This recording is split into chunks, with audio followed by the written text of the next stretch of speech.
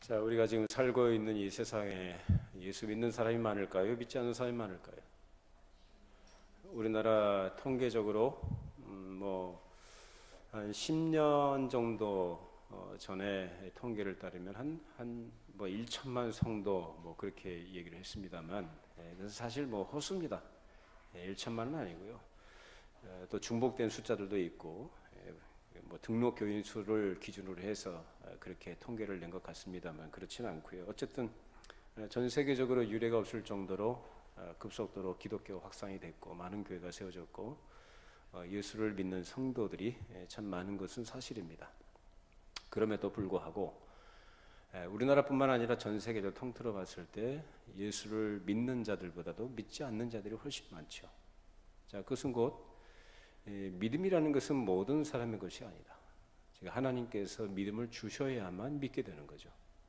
그래서 사람으로서는 이것이 되지 않는 것이 분명한 것이고, 그래서 예수 그리스도를 하나님의 아들이시다, 또 그분이 우리의 중보자가 되신다라는 사실을 믿게 되는 것은 누구로부터 난 자들이냐. 오늘 우리 본문 읽었던 요한일서 5장 1절 말씀에 뭐라고 합니까? 예수께서 그리스도심을 믿는 자마다 누구로부터 난다고 합니까? 하나님으로부터 난 자다라는 거죠. 그러니까 하나님으로부터 난 자들만이 누구를 믿는다? 예수 그리스도께서 하나님으로부터 오신 분, 즉 중보자가 되신다는 것을 믿는 거죠.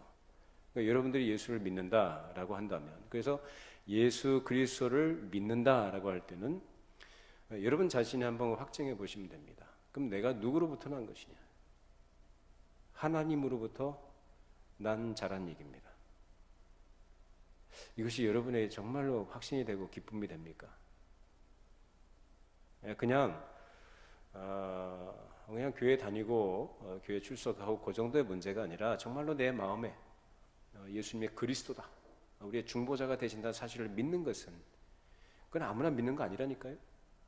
복음이 선포됐지 않습니까? 2000년 동안 전 세계 복음이 선포됐는데도 불구하고 그 복음을 들었던 사람들이 다 믿게 된 게 아니라 그 말이에요. 누구만 믿어요? 하나님으로부터 난 자들만이 믿는다라는 것입니다. 그것으로서 자기가 하나님의 자녀다는 것으로 확인할 수가 있는 겁니다.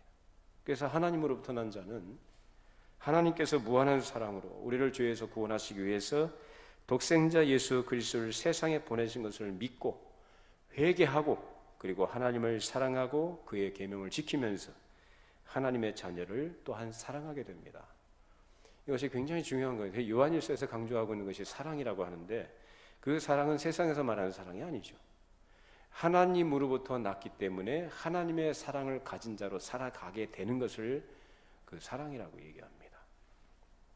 그렇게 하나님을 사랑하고 그 계명을 지키고 서로 사랑하도록 하기 위해서 하나님께서는 사람들에게 예수 그리스도를 믿을 만한 증거를 분명하고 풍부하게 내려주셨습니다. 여러 사람들 앞에 공공연하게 알도록 하신 증거들이 많이 있고, 특별히 12 제자에게 믿을 만한 증거들을 주셔서 그들이 믿고 의심할 수 없도록 하셨고, 그리고 성령의 힘 주심으로 보고 듣고 깨닫고 확신한 것을 이제 담대하게 세상에 전하도록 하셨던 것이죠. 그래서 하나님 없이, 그리고 하나님을 모르고 살던 사람들이 이제 사도들이 전한 그리스도의 복음을 듣고 그 그리스도의 은혜로 하나님을 알고 아버지라 부르고 그의 계명을 지키고 거룩한 자녀로서 서로 사랑하게 하는 것이 사도들이 복음을 전한 목적이었습니다. 그러니까 내가 복음을 듣고 예수를 믿고 구원받았다라고 하는 것은 아주 간단한 표현이지만 그 표현 속에는 이 내용들이 다 들어가 있는 것이래요. 그러니까 예수 믿고 구원받았으니까, 죄사함 받았으니까 감사합니다, 그걸로 끝나는 게 아니고 무엇을 이루고, 이 땅에서 거룩한 교회를 이루고, 교회를 이루고 있는 지체들, 하나님으로부터 난 자 그 사랑에 의해서 같이 태어난 누구요? 형제들, 우리 지체들을 어떻게 한다고요? 서로 사랑하는 것으로 그 공동체를 이루고 그 하나님의 뜻이 그 가운데서 이루어지고, 교회를 통해서 또 전 세계에 이 복음이 전파되어져서 이 복음을 듣는 자들을 하여금 생명을 얻고, 그 생명의 특징이 뭡니까? 사랑. 그것을 하는 사람들이 되도록 하는데 이 복음 전파의 목적이 있는 것입니다. 그래서 이 놀라운 변화를 위해서 하나님께서 믿을 만한 증거들을 주셨는데, 성경에서는 그것을 능력과 기적과 표적이다라고 이렇게 얘기를 합니다. 요한복음에도 그런 표적을 많이 기록하고 있죠. 특별히 요한복음에 보면은 예수님께서 공생의 사역을 통해서 하신 여러 기적들이 많이 기록이 되어 있습니다. 사복음서가 다 그렇습니다만 특별히 요한복음에, 그리고 그 기록한 목적이 무엇인지를 분명하게 또 기록했습니다. 자, 요한복음 20장 30절 31절 보십시다. 요한복음 20장 30절 31절.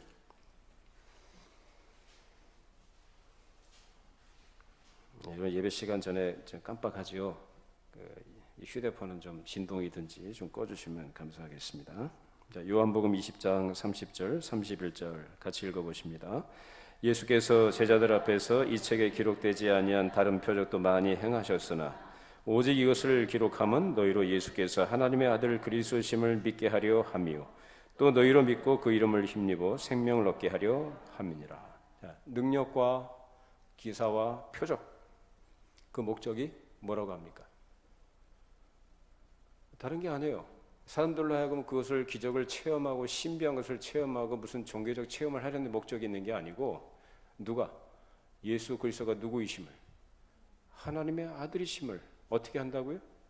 믿게 하기 위해서. 이 당시에는 성경이 완성된 때가 아니죠. 구약 성경만 있었죠. 모세오경을 비롯한 구약 성경만 이들이 갖고 있었느니 성경이 완성된 때가 아니에요. 그렇기 때문에 하나님께서 택하신 자들로 하여금 믿도록 하시기 위해서 필요로 했던 것이 뭐였냐? 바로 표적이라는 것으로 대표되는 거예요. 그래서 하나님의 아들이심을 믿고 그 믿음으로써 뭘 얻도록요? 생명을 얻도록 하기 위함이다 라는 것입니다. 그것이 표적의 목적이에요. 특별히 요한일서에서는 예수 그리스도께서 물과 피로 임하신 자다. 그래서 우리 지난 시간에 그 얘기를 잠깐 나눴는데요. 자, 예수께서 요한에게 물로 세례를 받으시고 십자가 위에서 피 흘려 죽으신 것이 바로 그 사실을 가르쳐 줍니다. 곧 그가 하나님의 그리스도이심을 나타내는 증거, 물과 피로 임하셨다라는 것입니다. 성령께서도 이제 사람들로 하여금 이러한 사실을 들어서 깨닫고, 그리고 예수께서 하나님의 아들이심을 믿고 중보자 그리스도이심을 또한 확증하시는 것이 바로 성령께서 하시는 일입니다. 자, 요한일서 5장 6절 8절 말씀 읽어보십시다.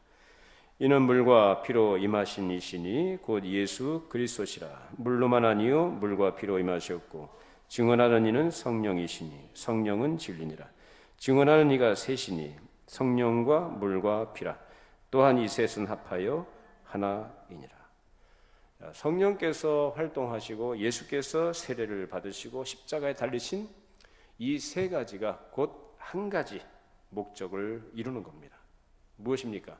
곧 예수께서 누구요? 하나님의 아들이시고 그리스도심을 증거하시는 거다, 그 말입니다. 물이 요한의 물세례를 가리키는 거고요.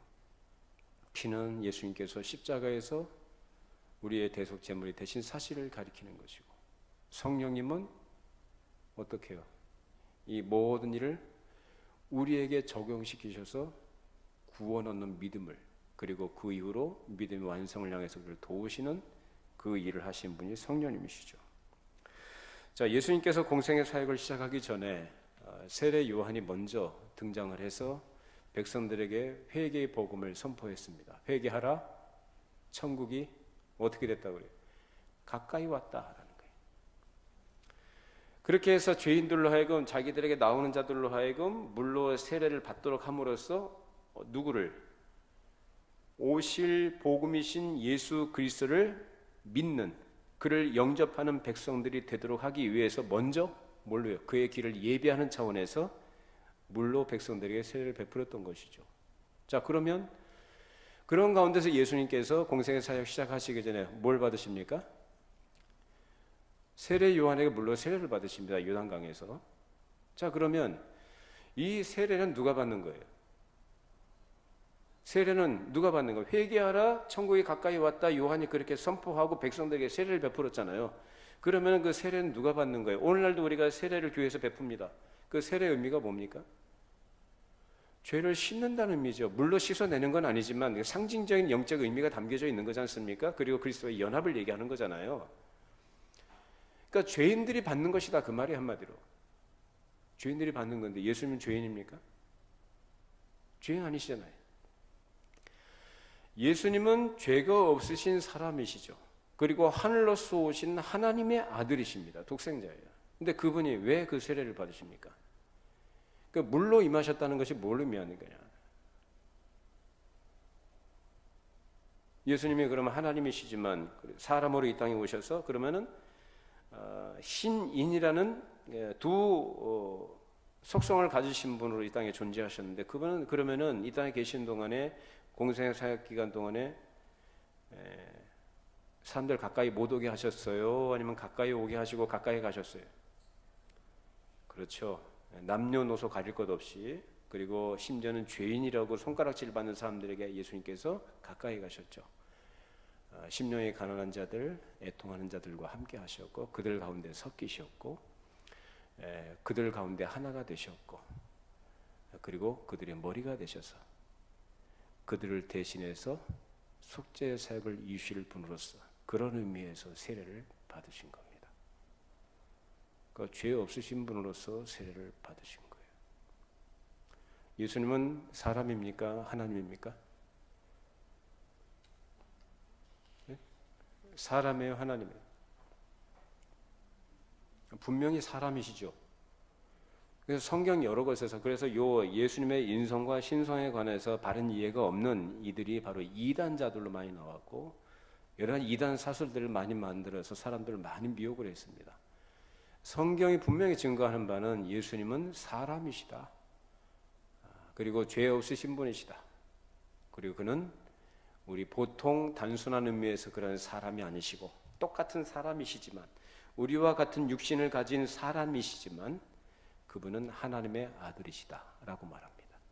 그것은 곧 뭐냐? 예수님은 육신을 가지고 이 땅에 오신 하나님의 아들이시다 라는 사실을 증거하는 것입니다. 자, 예수님께서 요단강에서 세례를 받으실 때 어떤 현상이 일어났습니까? 하나님께서 거기서 확증을 해주신 거예요. 하늘에서 소리가 났죠. 이는 내 사랑하는 아들이요 내 기뻐하는 자라는 말씀하시고, 성령이 비둘기의 형체로 그에게 강림하시고, 성자 예수님은 물에서 올라오고 계셨습니다. 그때 하나님께서 그렇게 말씀하시는 것으로서 그 세례를 받으신 인간이신 예수가 누구다? 내 아들이다. 즉 그리스도이심을 여기에서 증거해 주신 것입니다. 그런 분이 다른 사람이 받는 물 세례를 똑같이 받으신 거예요. 자, 요한복음 1장으로 한번 보십시다. 요한복음 1장 14절.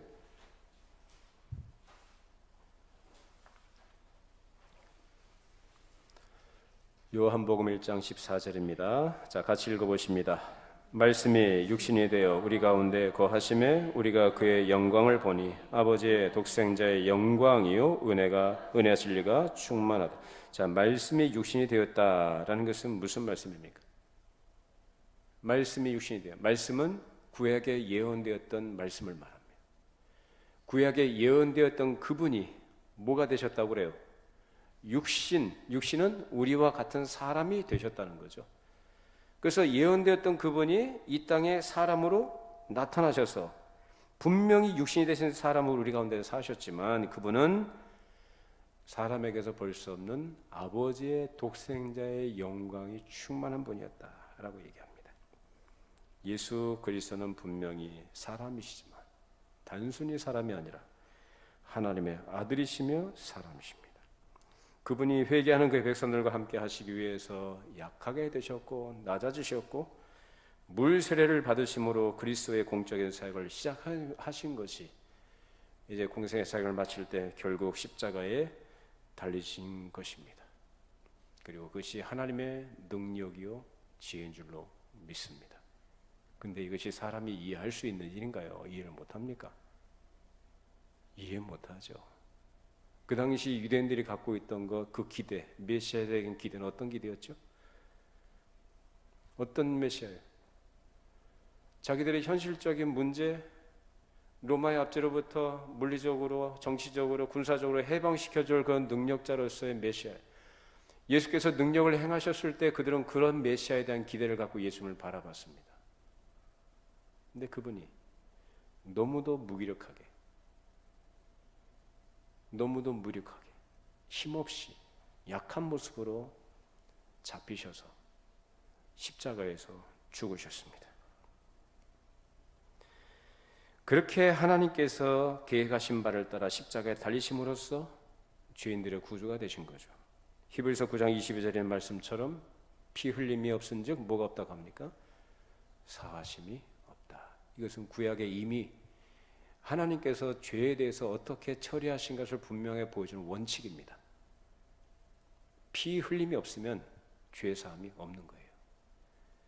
그래서 죄 사함에 반드시 필요한 것이 피다라는 것을 보여준 것이 바로 구약의 제사 제도입니다. 그래서 제사를 드리는 사람은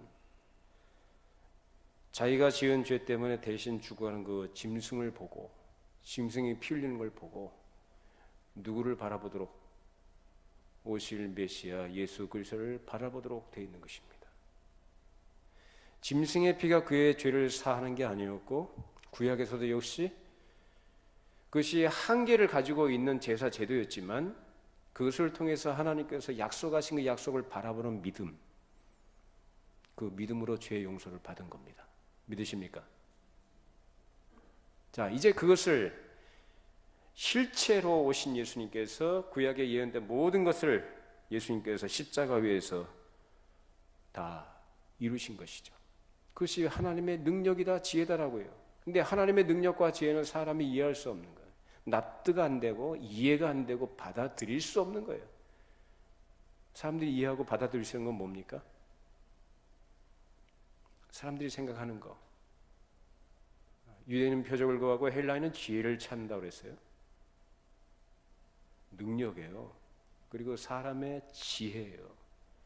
그것이 그들에게 구원이 될 것이라고 기대하는 것이 인간들이 갖고 있는 종교적 본성입니다.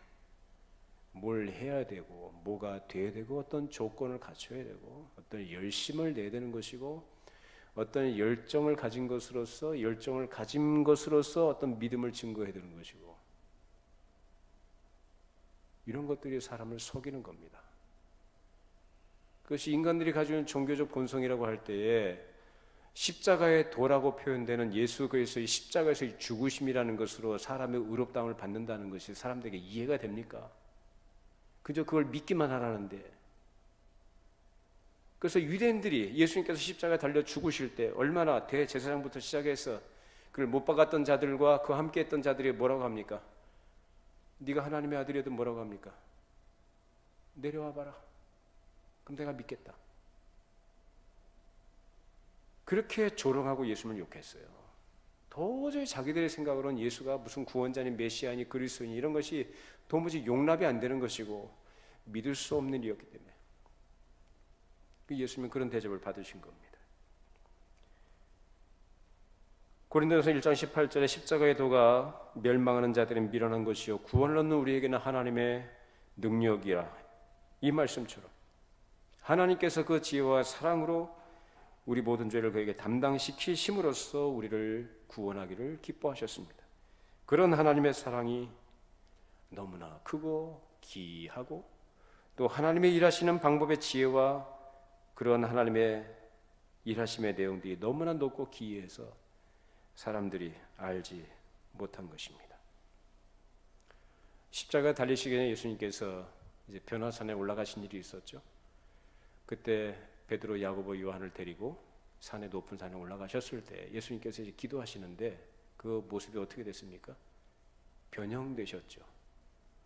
그 얼굴이 해같이 빛나고 그 입은 옷은 아주 광채가 나는 흰 옷으로 이렇게 변화가 됩니다. 그때 누가 나타났습니까?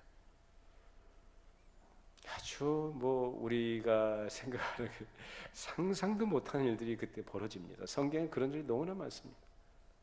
근데 누가 나타났어요? 구약에 모세하고 엘리야가 나타났죠. 그래서 베드로가 봤을 때 모세하고 엘리야인지 어떻게 알았을까요? 근데 대화를 통해서 합니다.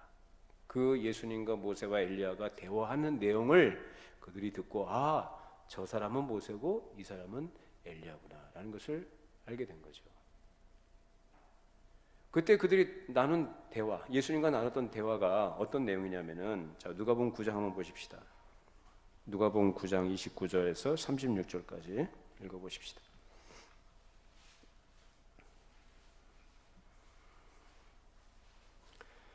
누가복음 9장 29절 36절입니다.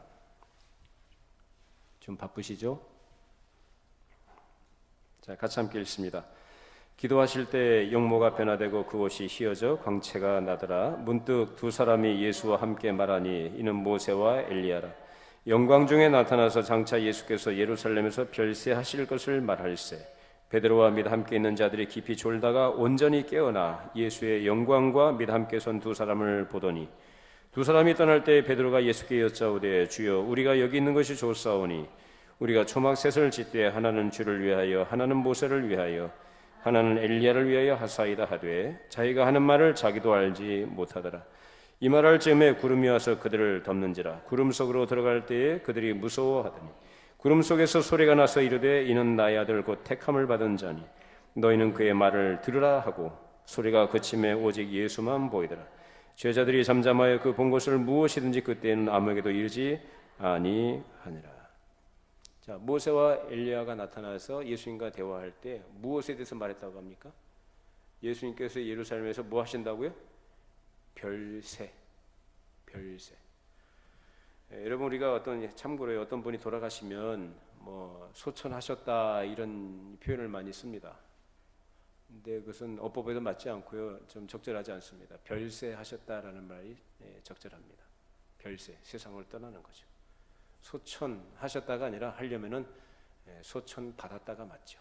하늘의 부르심을 받았다라. 근데 믿지 않는 사람들이 그렇게 얘기를 합니다. 근데 예수 믿는 사람들은 별세하셨다라고 이렇게 얘기해요. 저도 그렇게 얘기를 합니다.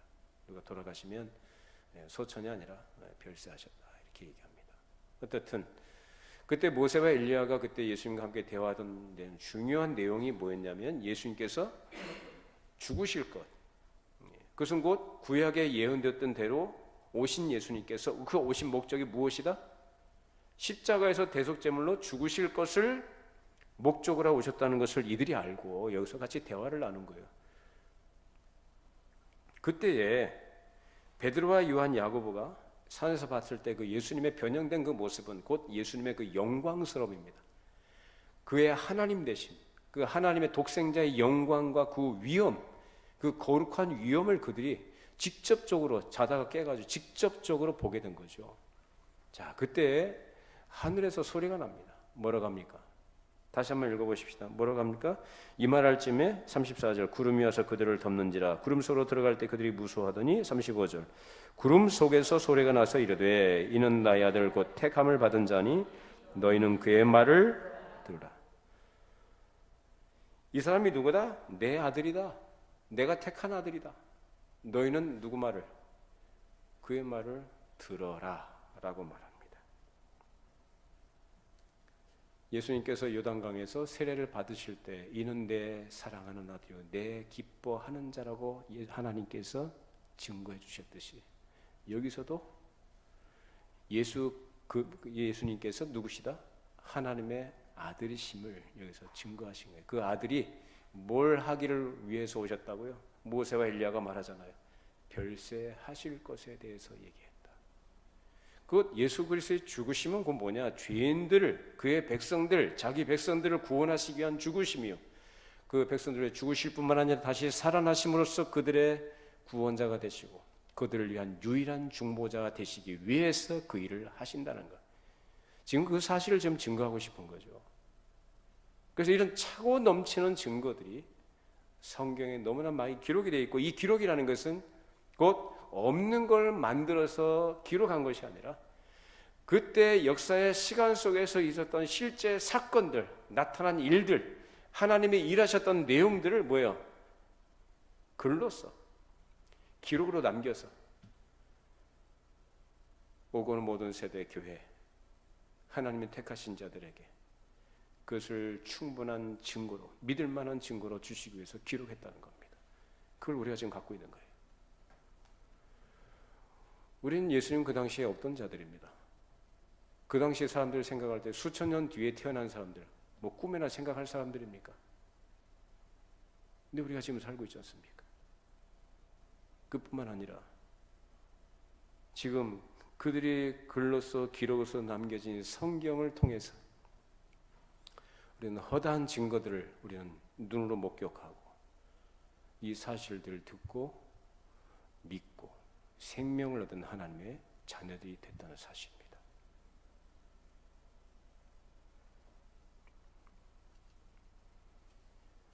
이처럼 하나님께서는 죄인들이 구원을 얻도록 하기 위해서 예수 그리스도를 믿을 만한 증거를 세상에 많이 주셨습니다.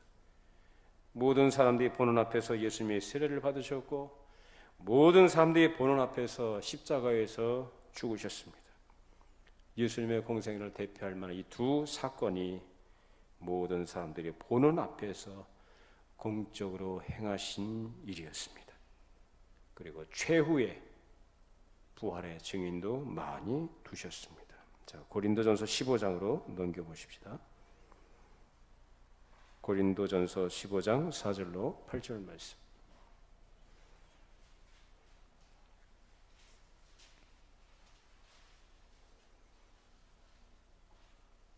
고린도전서 15장 4절로 8절 같이 읽어보시죠.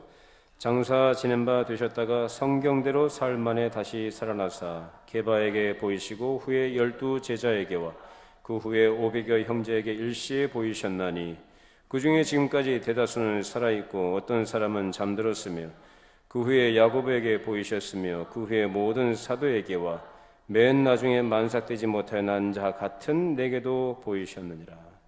자, 야고보와 모든 사도와 사도 바울 자신이 만삭되지 못한 자 같은 자기에게도 예수께서 당신 자신의 부활을 보여주셨다라고 얘기합니다. 그러니까 이 사람들이 증인이라는 얘기예요. 죽음의 주님의 죽으심을 애통했던 자들에게 사흘 만에 죽음에서 살아나신 것으로 그들에게 보여주시고 그리고 이 땅에 40일 동안 계시면서 여러 사람들에게 그 부활을 증거하시면서 당신 자신의 부활의 몸을 보여주셨습니다. 근데 사실 사람이 죽었다가 살아나는 건 뭐 믿겨집니까? 믿겨지지 않죠. 그 오죽했으면 예수님께서 도마에게 그렇게 믿지 못하겠느냐. 그 눈앞에 보여지는데도 불구하고 사람이 못 믿는 겁니다. 그래, 네 말한 대로 한번 내 손에 못자국을 만져보고 내 옆구리에 네 손을 넣어봐라. 그리고 믿지 않는 자가 되지 말고 믿는 자가 되라 라고 말씀하십니다. 그 당시로서는 성경이 완성되지 않았던 때이기 때문에 또 그런 것도 필요했죠. 근데 사실 제자들도 처음에 못 믿었잖아요. 베드로도 못 믿었는데요. 뭐. 그게 사람의 한계고 연약함이에요. 그래서 예수님께서 40일 동안 계시면서 여러 차례 나타나 보여주시고 제자들과 함께 떡도 드시고 먹을 것도 드시고 그렇게 하셨던 겁니다. 그리고 마지막으로 어떻게 하셨습니까? 부활하신 그 몸, 그죠? 예수님의 영혼이 승천하신 게 아니라 부활하신 그 신령한 몸, 육체, 못 박히신 손, 창에 찔린 옆구리에 창에 찔린 그 몸, 그 몸을 가지시고 예수님은 하늘로 올라가셨습니다. 올라가실 때 얼마나 많은 사람이 봤습니까? 120여 명이요. 그렇게 많은 사람들이 직접 그들의 눈으로 직접 봤잖아요.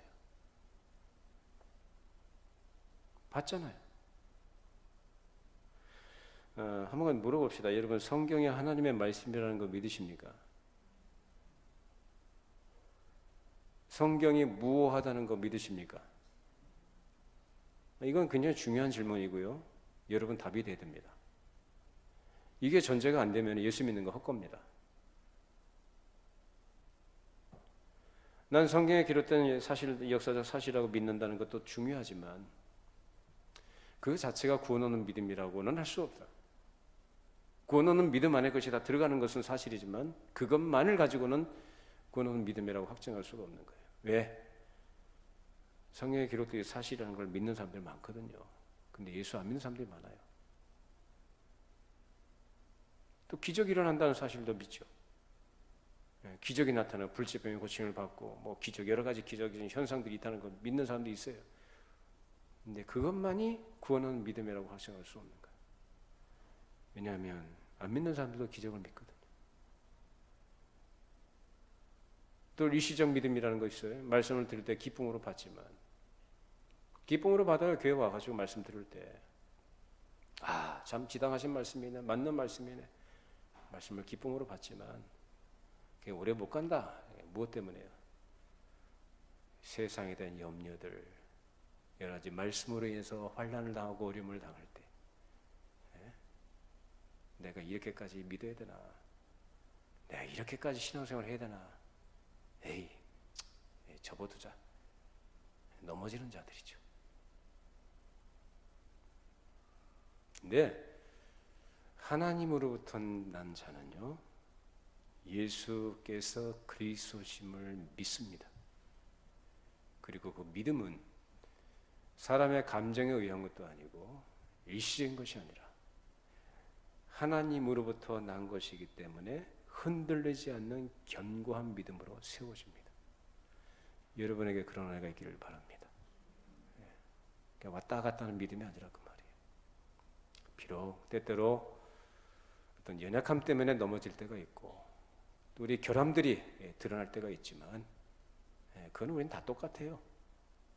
그럼에도 불구하고 중요한 것은 내 마음의 중심이 하나님을 향한 믿음과 기대와 소망이 변치 않는다는 겁니다. 그게 바로 예수 믿는 거예요. 그런 믿을 수 있는 증거들을 너무나 많이 주셨다는 거예요. 하나님께서 예수 그리스도를 다시 살리시고 높이신 것은 그에게 하늘과 땅의 모든 권세를 주신 것입니다. 하늘과 땅의 모든 권세를 내게 주셨으니 뭐라고 합니까? 제자들에게 너희는 가서 모든 족속으로 제자를 삼아 아버지와 아들과 성령의 이름으로 세례를 주고 뭐라고 합니까? 성령의 이름으로 세례를 주고 내가 너에게 분본 모든 것을 가르쳐 지키게 하랍니다. 지키게 하라. 모든 충분한 증거를 줬으니까. 그래서 이 증거들을 말씀으로 복음으로 들을 수 있도록 믿을 수 있도록 그래서 승천하신 이에 오신 분이 누굽니까? 성령님이 오셨죠. 하나님과 그리스도로부터 나오신 성령께서 하시는 일이 뭡니까? 오셔서 오순절 마가의 다락방에 성령께서 강림하신 이후에 신약교회가 정식으로 출발이 되면서 그때 시작됐던 것이 뭡니까? 예수 그리스도의 죽으심과 부활에 대한 것을 전하기 시작을 했어요. 그것이 무슨 의미가 있는 것인지, 그래서 그를 믿는 자들은 값없이 의롭다함을 얻는다는 이 성경의 대진리를 사도들은 담대하게 세상이 조롱하고 세상이 거부하고 심지어는 박해하는 그런 가운데서도 흔들림 없이 자기들 목숨 내 던지면서까지 복음을 전했던 거죠. 그래서 그 복음이 전 세계 예수께서 말씀하신 것처럼 전 세계에 전파되도록 그렇게 하셨고 그 일에 성령께서 일하신 줄로 믿습니다. 그래서 성령께서 하시는 일은 뭐냐? 사도들이 가르친 것, 사도들이 전한 복음을 듣는 자들로 하여금 이제 전한 것이 뭐죠? 증거들이거든요. 무슨 증거예요? 유대 땅 베들레헴에 태어나신 예수가 그 나사렛에서 자라나시고 갈릴리를 중심으로 사역을 하셨는데 그 공생의 사역을 마지막으로 이제 어떻게 십자가에서 죽으셨고 사흘 만에 부활하셨고 그의 모든 전 공생애를 통해서 일하시고 행하셨던 모든 이 행적들에 대해서 증거하고 마지막으로 부활 승천하신 것까지 본 사람들이 있다는 것, 그 목격자들에 의해서 기록된 성경을 통해서 그 많은 증거들을 주심으로 그것을 믿도록 역사하시는 것이 성령님이십니다. 서두에 말씀드린 것처럼 2000년 동안 복음이 이 세상에 전파됐는데 믿는 자가 많냐 안 믿는 자가 많냐라고 말씀드렸습니다. 믿는 자는 왜 믿느냐라는 거예요. 세상의 지혜로는 어리석은 거예요. 세상의 사람의 상식으로는 납득할 수 없는 일이고 받아들일 수 없는 일입니다. 근데 여러분 믿잖아요. 그죠? 왜 믿어요? 그게 무슨 증거입니까? 여러분들이 하나님으로부터 난 자들이라는 분명한 증거입니다. 그래서 성령으로 아니하고는 누구든지 예수를 주시라 할 수 없다 그랬어요. 그래서 성령께서 이 사실을 깨닫게 해주셔야만 사람은 복음을 듣고 거기서 생명을 얻고 하나님을 아버지라 부르면서 하나님의 백성으로 살아가는 겁니다. 그러기 전까지는 생명이 없는 상태에서는 아무리 그들 앞에 밝은 빛을 비춰도요, 빛을 빛으로 압니까? 모릅니까? 몰라요. 눈이 가려져 있고 귀가 닫혀 있기 때문에 아무리 그 앞에다가 밝은 대낮에 빛을 비춰줘도 그것이 빛인 줄도 모른다고. 그리고 하나님께서 보여주시는 모든 이 복음의 내용들, 이 증거들을 아무리 얘기해줘도, 죽은 자에게 아무리 얘기해줘도 감각이 있습니까? 감각이 없어요. 무감각해요. 그러니까 아무리 얘기해줘도 속에 경일 낀 거예요. 우리가 전도할 때 그런 일이 많이 겪죠. 전도할 때. 근데 희한한 거는요, 어떤 사람은 믿더라 그 말입니다. 처음부터 확 하고 이렇게 믿고 완전한 믿음으로 나오는 건 아니지만 뭔가 눈을 뜨고 뭔가 들은 것, 뭔가 깨달은 것으로 이 반응을 한다 그 말이에요. 그건 누가 역사하시는 거죠? 성령께서 역사하시는 거예요. 그래서 성령님은 은혜의 성령님이시고 그런 의미에서 우리에게 보혜사이신 줄로 믿습니다. 우리의 무지와 우리의 어리석음과 우리의 연약함들을 다 아시고 도우시는 거죠. 어떻게 해요? 우리로 하여금 말씀으로 거듭나게 하시고 생명을 우리에게 주시고 이제 하나님의 말씀이 무엇인지를 이해하고 깨닫게 하시고 그 안에서 진리를 따라가는 생명력 있는 하나님의 사람으로 살아가도록 도우신 분이 성령님이십니다. 그렇기 때문에 우리가 지금 예수를 믿고 지금까지 온 거예요. 성령님은 우리 안에 영원토록 내주하신 줄로 믿습니다. 성령님이 우리에게 얼마나 좋으신 분인지 몰라요. 그렇기 때문에 역사적 사실로서 밖에 증거들이 차고 넘친다고 해도 중요한 것은 내 안에 증거가 있어야 되는 것이고 그것은 성령께서 주시는 겁니다. 성령께서 내 안에 계셔서 진리를 가르쳐 주시고 하나님의 말씀을 들을 때 그것을 깨닫게 해주십니다. 빌립보성에서 사도 바울이 복음을 전했을 때 루디아의 마음을 여시고 그 바울의 말을 따르게 하신 것이 성령님이십니다. 오늘날도 마찬가지예요. 아무리 밖에 차고 넘치는 증거도 있어도요, 성령께서 그것을 깨닫게 하시고 알게 하시지 않으면 그에게는 의미가 없는 겁니다. 자, 요한일서 5장 11절 12절 읽고 마무리하겠습니다. 또 증거는 이것이니 하나님이 우리에게 영생을 주신 것과 이 생명이 그의 아들 안에 있는 그것이니라. 아들이 있는 자에게는 생명이 있고 하나님의 아들이 없는 자에게는 생명이 없느니라.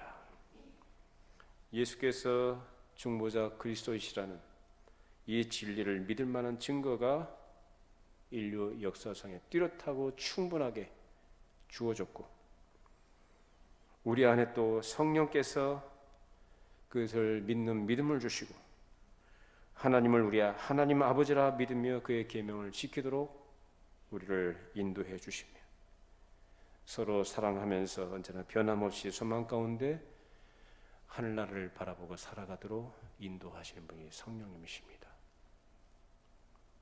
밖에 있는 증거도 중요하지만 중요한 것은 내 안에 증거가 있느냐라는 겁니다. 여러분 안에 증거가 있습니까? 어떤 증거입니까?